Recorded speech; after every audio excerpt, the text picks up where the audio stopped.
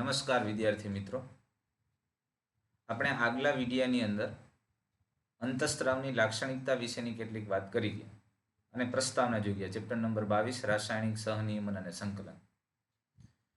હવે ટોપિકને આગળ વધારતા માનવ અંતઃસ્ત્રાવી તંત્રને આપણે વાત કરીએ છીએ.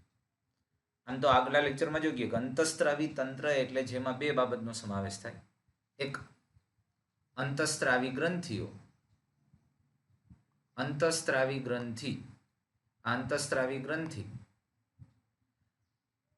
જે આયોજિત અંતઃસ્ત્રાવી રચના છે, જે અંતઃસ્ત્રાવનો સ્ત્રાવ કરે છે, અને બીજા એવા ભાગો છે કે જે સંગઠિત અંતઃસ્ત્રાવી ગ્રંથિ નથી, પણ શરીરના જુદા જુદા એવા કોષો છે કે જે અંતઃસ્ત્રાવનો સ્ત્રાવ કરે છે. એટલે કે શરીરના વિવિધ ભાગોમાં સ્થાન પામેલ પેશી કે કોષોનો સમૂહ જે અંતઃસ્ત્રાવ ઉત્પન્ન કરે છે. આ બે ભાગો દ્વારા બનતી જે રચના છે એને અંતઃસ્ત્રાવી તંત્ર કહે છે. અંતઃસ્ત્રાવી ગ્રંથિઓ કે જે આયોજિત ગ્રંથિઓ છે, જેમાં આપણે કાલે ઉદાહરણ તરીકે જોઈ ગયા હતા પિચ્યુટરી ગ્રંથિ, થાઇરોઇડ ગ્રંથિ, થાઇમસ ગ્રંથિ વગેરે. અને બીજા એવા ભાગો છે કે જે શરીરના વિવિધ ભાગોમાં આવેલા છે પણ જે ખરેખર અંતઃસ્ત્રાવી ગ્રંથિ તરીકે ડેવલપ નથી થયા. દાખલા તરીકે મૂત્રપિંડ, તો એ અંતઃસ્ત્રાવી ગ્રંથિ નથી પણ છતાં એનું કામ કરે છે. આવી રચના બે મળીને અંતઃસ્ત્રાવી તંત્ર બનાવે છે. તો મનુષ્યનું અંતઃસ્ત્રાવી તંત્ર આપણી ટેક્સ્ટની જે આકૃતિ છે એમાં કેટલીક ગ્રંથિઓ દર્શાવેલી છે, જેની અંદર અહીંયા સૌથી પહેલાં વાત કરીએ તો પિનિયલ ગ્રંથિ મગજમાં આવેલી છે, પછી હાઇપોથેલેમસનો ભાગ, પિચ્યુટરી ગ્રંથિ, થાઇરોઇડ ગ્રંથિ, થાઇમસ ગ્રંથિ, પાનક્રિયાજ એટલે કે સ્વાદુપિંડ, મૂત્રપિંડની ઉપર આવેલી એડ્રિનલ ગ્રંથિ, પુરુષ હોય તો શુક્રપિંડ અને સ્ત્રીની અંદર અંડપિંડ જેવી રચનાઓ. પણ એક વસ્તુ તમે સમજો, આ અંતઃસ્ત્રાવી તંત્રની અંદર આકૃતિમાં છે એમાં મુખ્યત્વે કયો ભાગ બતાવ્યો છે? તો કે આકૃતિની અંદર દર્શાવી શકાય એવો પોર્શન દરેક અંતઃસ્ત્રાવી ગ્રંથિઓ છે. તો આ અંતઃસ્ત્રાવી ગ્રંથિઓ એક એક આપણે ડિટેલની અંદર જોઈએ. તેમાં સૌથી પહેલા આપણે શરૂઆત કરીએ હાઇપોથેલેમસથી. હાઇપોથેલેમસ એ મગજની અંદર આવેલી, ખાસ કરીને આપણે 21મા ચેપ્ટરની અંદર ચેતાતંત્રનો અભ્યાસ કર્યો ત્યારે જોઈ ગયા કે મગજની અંદર અગ્રમગજ અને અગ્રમગજની અંદર આ બૃહદ મસ્તિષ્ક, અને બૃહદ મસ્તિષ્ક સિવાયનો એક બીજો ભાગ આંતરમસ્તિષ્ક. આ આંતરમસ્તિષ્ક છે, અને આંતરમસ્તિષ્કનું તળિયું એ હાઇપોથેલેમસ છે. આ હાઇપોથેલેમસ. આમ તો આપણે અગ્રમગજના 3 ભાગ પાડ્યા હતા: ધ્રાણપિંડ, બૃહદ મસ્તિષ્ક ગોળાર્ધ અને આંતરમસ્તિષ્ક. તો આંતરમસ્તિષ્કના તળિયાનો ભાગ જેને હાઇપોથેલેમસ કહેવાય.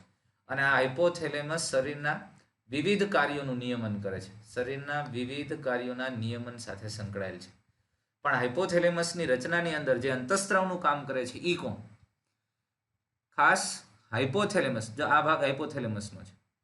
હાઇપોથેલેમસની અંદર ચેતાસ્ત્રાવી કોષો કે જે ચેતાસ્ત્રાવી કોષો તરીકે ઓળખાય છે, અને આવા ચેતાકોષો દ્વારા બનતા કેન્દ્રો, આ કેન્દ્ર છે. આ જે ડાર્ક પોર્શન છે એ હાઇપોથેલેમસમાં આવેલા ચેતાસ્ત્રાવી કોષોના સમૂહથી રચાતા કેન્દ્રો છે, અને આ કેન્દ્રો અંતઃસ્ત્રાવનું સ્ત્રાવ કરે છે, અને એટલે આવા ચેતાકોષોને ચેતાસ્ત્રાવી કોષો પણ કહેવાય. તો હાઇપોથેલેમસમાં ચેતાસ્ત્રાવી કોષો તરીકે ઓળખાતા ચેતાકોષોના બનેલા કેન્દ્રો આવેલા છે જે અંતઃસ્ત્રાવનું નિર્માણ કરે છે. અને આ કેન્દ્રો દ્વારા સ્ત્રાવ પામતા જે અંતઃસ્ત્રાવો છે, આ અંતઃસ્ત્રાવો પિચ્યુટરી ગ્રંથિના, એટલે હાઇપોથેલેમસ સાથે જોડાયેલી આ પિચ્યુટરી ગ્રંથિ છે, જે અહીંયા પણ આ પિચ્યુટરી ગ્રંથિ આપણે કહીશું.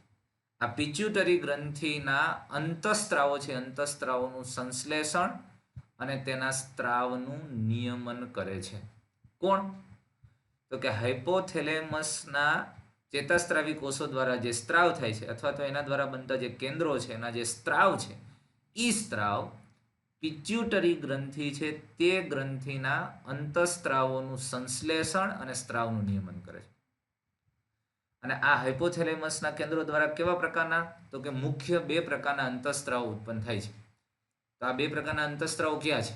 તો હાઇપોથેલેમસ દ્વારા મુખ્ય 2 પ્રકારના અંતઃસ્ત્રાવો થાય. એમાં એક રિલીઝિંગ અંતઃસ્ત્રાવ, જેને RH તરીકે પણ ઓળખાય, રિલીઝિંગ હોર્મોન્સ, અને બીજો અવરોધક અંતઃસ્ત્રાવ. એને IRH ઇન્હિબિટરી રિલીઝિંગ હોર્મોન તરીકે ઓળખવામાં આવે છે. RH releasing hormone. હવે જો સામાન્ય રીતે આ અંતઃસ્ત્રાવો બે પિચ્યુટરી ઉપર અસર કરે છે.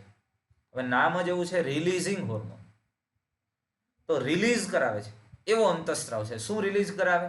તો કે પિચ્યુટરી ગ્રંથિના અંતઃસ્ત્રાવને રિલીઝ કરાવે તેવો અંતઃસ્ત્રાવ. એટલે આપણે એવી વાત કહી શકીએ કે આ અંતઃસ્ત્રાવો જે રિલીઝિંગ પ્રકારના અંતઃસ્ત્રાવો છે, રિલીઝિંગ હોર્મોન્સ છે, તે પિચ્યુટરી ગ્રંથિના અંતઃસ્ત્રાવને ઉત્તેજે. ઉદાહરણ તરીકે એક વાત કરીએ આપણે કે GnRH એટલે કે ગોનેડોટ્રોપિન રિલીઝિંગ હોર્મોન. જોજો આ GnRH અહીંયા હાઇપોથેલેમસમાંથી સ્ત્રાવ થાય. GnRH ગોનેડોટ્રોપિન રિલીઝિંગ હોર્મોન અહીંથી સ્ત્રાવ થાય અને એ અગ્ર પિચ્યુટર સુધી પહોંચે અને આ પિચ્યુટરી ગ્રંથિમાંથી ગોનેડોટ્રોફિન હોર્મોનના સ્ત્રાવને પ્રેરે છે. ગોનેડોટ્રોફિન એટલે એનો મતલબ એવો છે, જો અહીંયા આ અંતઃસ્ત્રાવનું નામ જ એવું GnRH ગોનેડોટ્રોફિન રિલીઝિંગ હોર્મોન, તો એનો મતલબ એવો છે કે એ ગોનેડોટ્રોફિનને રિલીઝ કરવા માટે પ્રેરે છે. તો GnRH એ હાઇપોથેલેમસમાંથી સ્ત્રાવ થાય છે. આ હાઇપોથેલેમસમાંથી સ્ત્રાવ થાય છે અને જેની અસર પિચ્યુટરી ગ્રંથિ ઉપર થાય અને કઈ ક્રિયાને પ્રેરે? તો કે ગોનેડોટ્રોફિન અંતઃસ્ત્રાવને મુક્ત કરવા માટે ઉત્તેજે છે. બીજા એવા જ પ્રકારના સ્ત્રાવ હાઇપોથેલેમસમાંથી થાય છે, એ અવરોધક અંતઃસ્ત્રાવ છે, IRH છે. હવે IRH તો ઈ કોઈ જેમ RH છે એ પિચ્યુટરીના અંતઃસ્ત્રાવને પ્રેરે છે સ્ત્રાવ માટે, એવી રીતે IRH એ અવરોધક છે એટલે એ પિચ્યુટરી ગ્રંથિના સ્ત્રાવને અવરોધે છે, અટકાવે છે. ઇન્હિબિશન અવરોધવું, તો ઇન્હિબિટરી રિલીઝિંગ હોર્મોન એટલે જે રિલીઝ થતો હતો એને અવરોધે છે.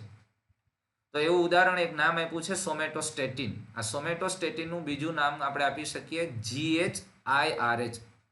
એટલે જો સમજો, GH growth hormone inhibitory releasing hormone એટલે ગ્રોથ હોર્મોનને અવરોધે તેવો. જો ફરીથી કહું છું, સોમેટોસ્ટેટિન એનું કોમન નામ છે, પણ એને એક અંતઃસ્ત્રાવની દ્રષ્ટિએ આપણે સામાન્ય રીતે નામ આપીએ તો GHIRH એટલે growth hormone inhibitory releasing hormone. જો ઇન્હિબિશન કરતો રિલીઝિંગ હોર્મોન છે એટલે એ પિચ્યુટરીમાંના વૃદ્ધિ અંતઃસ્ત્રાવને અટકાવે છે, મુક્ત થતો અટકાવે છે. તો આ બંને પ્રકારના અંતઃસ્ત્રાવ, આ બે એટલે કે રિલીઝિંગ હોર્મોન અને અવરોધક હોર્મોન અથવા તો ઇન્હિબિટરી રિલીઝિંગ હોર્મોન, આ બે પ્રકારના અંતઃસ્ત્રાવ હાઇપોથેલેમસના ચેતાકોષો દ્વારા સર્જાય છે અથવા તો હાઇપોથેલેમિક ચેતાકોષો દ્વારા સર્જાય છે અને એ ચેતાકોષના ચેતાક્ષમાંથી પસાર થઈ અને અંતિમ છેડે મુક્ત થાય. જો એક સમજવા જેવી વાત છે, બહુ મહત્વની વાત કરી. હાઇપોથેલેમસના ચેતાકોષના કોષકાયમાં અંતઃસ્ત્રાવો સર્જાય. એ કોષકાયમાંથી ચેતાક્ષના ભાગમાંથી અક્ષતંતુમાંથી વહન પામી અને તેના અંતિમ છેડે આ અંતઃસ્ત્રાવો મુક્ત થાય છે. હવે આ અંતઃસ્ત્રાવો સામાન્ય રીતે અહીંયા આવેલા નિવાહિકા પરિવહન તંત્ર દ્વારા વહન પામીને પિચ્યુટરી ગ્રંથિમાં પહોંચે છે. આ પણ એક બહુ અગત્યની વાત તમે જો સમજો કે હાઇપોથેલેમસના ચેતાકોષોમાંથી મુક્ત થતો અંતઃસ્ત્રાવ એક નિવાહિકા પરિવહન તંત્ર. કયું નિવાહિકા પરિવહન તંત્ર? એ પહેલા સૌથી અગત્યની વાત આવે, નિવાહિકા શિરા અથવા નિવાહિકા પરિવહન તંત્ર કોને કહેવાય? આપણે આગલા ચેપ્ટરની અંદર ભણી ગયા છીએ.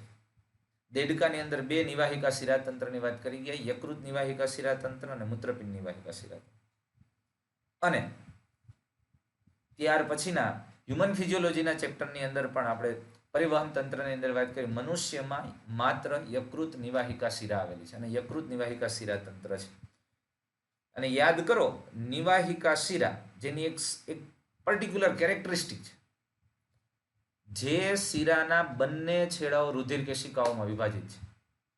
અને બીજું એક આપણે એવું કીધું કે કોઈ અંગમાંથી રુધિરને એકત્રિત કરી અને હૃદયમાં લઈ જતા પહેલા અન્ય અંગમાં રુધિરને ઠાલવે છે. આવી શિરાને નિવાહિકા શિરા કહેવાય અથવા તો જેના બંને છેડાઓ રુધિર કેશિકામાં વિભાજિત છે. આવું નિવાહિકા પરિવહન તંત્ર મગજની અંદર થેલેમસ અને પિચ્યુટરી ગ્રંથિને જોડતા ભાગમાં આવેલું છે. એટલે જો આનું નામ આવું આપ્યું છે, હાઇપોથેલેમો હાઇપોફિશિયલ નિવાહિકા શિરા. આ નિવાહિકા શિરા અહીંયા પણ રુધિર કેશિકામાં વિભાજિત છે. હાઇપોથેલેમસમાંથી રુધિરને એકત્રિત કરી અને એ શિરા દ્વારા રુધિર અગ્ર પિચ્યુટરીમાં ઠલવાય છે. તો આ હાઇપોથેલેમસના ચેતાકોષો દ્વારા જે સ્ત્રાવ થાય એ અંતઃસ્ત્રાવ છે, એટલે શેમાં ભળે? રુધિરમાં.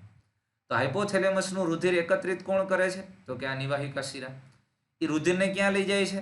તો કે અગ્ર પિચ્યુટરીમાં. તો ત્યાં અંતઃસ્ત્રાવો તેની અસર દેખાડશે. તો એટલે આ જે રિલીઝિંગ અંતઃસ્ત્રાવો અને અવરોધક અંતઃસ્ત્રાવો જે હતા એ બંને અંતઃસ્ત્રાવો નિવાહિકા પરિવહન તંત્ર દ્વારા પિચ્યુટરી ગ્રંથિ સુધી પહોંચી અને બહુ મહત્વની વાત કરું છું અહીંયા, અગ્ર પિચ્યુટરી ગ્રંથિના કાર્યોનું નિયમન કરે છે. જોજો, અગ્ર પિચ્યુટરી ગ્રંથિના કાર્યો. આખી પિચ્યુટરીની વાત નથી કરી, આટલા ભાગ. એટલે આ બંને પ્રકારના અંતઃસ્ત્રાવ, રિલીઝિંગ હોર્મોન અને ઇન્હિબિટરી રિલીઝિંગ હોર્મોન, એ બે પિચ્યુટરી ગ્રંથિ સુધી પહોંચે છે. કોના મારફતે? તો કે નિવાહિકા પરિવહન તંત્ર દ્વારા. પણ કઈ ભાગના કાર્યનું નિયમન કરે? તો કે અગ્ર પિચ્યુટરી ગ્રંથિના કાર્યનું નિયમન કરે છે. તો વળી પાછી વાત, પ્રશ્ન અહીંયા આવીને ઉભો કે પશ્ચ પિચ્યુટરીનું શું ભાઈ?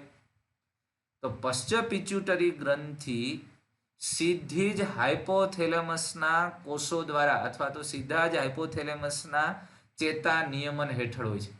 પશ્ચ પિચ્યુટરી છે એ સીધી જ હાઇપોથેલેમસના આ જે ચેતાસ્ત્રાવી કોષો છે એના ચેતાક્ષ સીધા જ અહીંયા સુધી લંબાયેલા છે. જો આ હાઇપોથેલેમસના ચેતાસ્ત્રાવી કોષોના ચેતાક્ષ સીધા જ પશ્ચ પિચ્યુટરી સુધી લંબાયેલા અને તેનું સીધું નિયમન હાઇપોથેલેમસના ચેતા નિયમન હેઠળ થાય છે.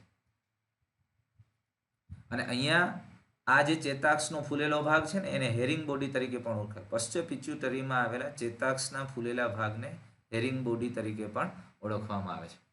એટલે આમ હાઇપોથેલેમસ દ્વારા બે પ્રકારના અંતઃસ્ત્રાવનો સ્ત્રાવ થાય. મુખ્ય બે પ્રકાર જેને આપણે કહી શકીએ, એક પ્રેરક જે રિલીઝિંગ હોર્મોન છે અને એક અવરોધક ઇન્હિબિટરી રિલીઝિંગ હોર્મોન છે.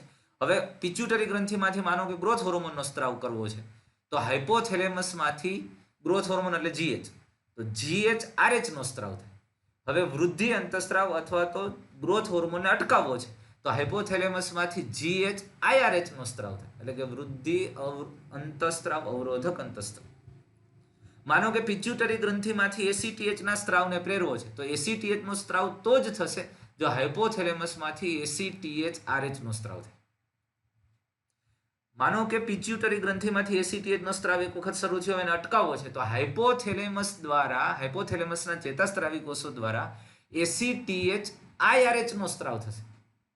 એટલે જે પિચ્યુટરી ગ્રંથિના ACTH નો સ્ત્રાવ શરૂ હતો તેને અવરોધ છે. એટલે આમ બે પ્રકારના અંતઃસ્ત્રાવો હાઇપોથેલેમસ દ્વારા સ્ત્રાવ પામે છે. હવે આ હાઇપોથેલેમસની